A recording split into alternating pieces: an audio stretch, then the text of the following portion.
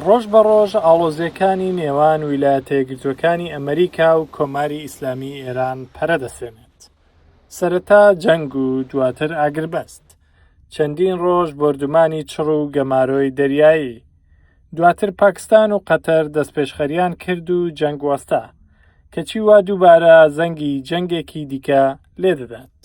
ئەمریکایەکان دەڵێن ئێران هیچ دەرفەتێکی لەبەردەم نییە جگە لە دانیشتن و ڕازیبوون بە مەرجەکان.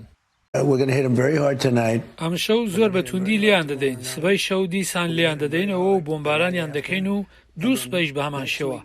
جاگەر نێنەوە سەرمێزی گفتوگۆ و دامساندن دەکەن، ڕۆژی ڕەشی ئێرانیەکان لە هەفتەی داهاتوودا دەست پێ دەکات، چونکە هەفتەی داهاتوو لە سەرچاوەکانی وزە و پردەکانیان دەدەین. لە بەرامبەر بردومانەکانی ئەمریکا بۆ سەر هێزەکانی ئێران، هێزە ئێرانیەکان بردومانی وڵاتانی ڕۆژهەڵاتی ناوەڕاست و هێزە کوردیەکانی ڕۆژهەڵاتی کوردستان لە باشووری کوردستان دەکەن و بانگەشەی ئەوە دەکەن کە لە هێزە ئەمریکایەکانیان داوە. بەهۆی بردومانی ئێرانیەکان چەندین هاوڵاتی ئەو وڵاتانە و کرێکارانی بیانی کوژراون. ڕێکخراوی کەشتیوانی نێودەوڵەتی بە گرنگیەوە چاودێری هێرشی سەر کەشتەکان دەکات لە گەروی هورموز کە لە شەوی دووشەممەدا ڕوویاندا و دوو کەشتیوان بەهۆیانەوە گیانیان لەدەستدا و چەندین کەسی تریش بریندار بوون.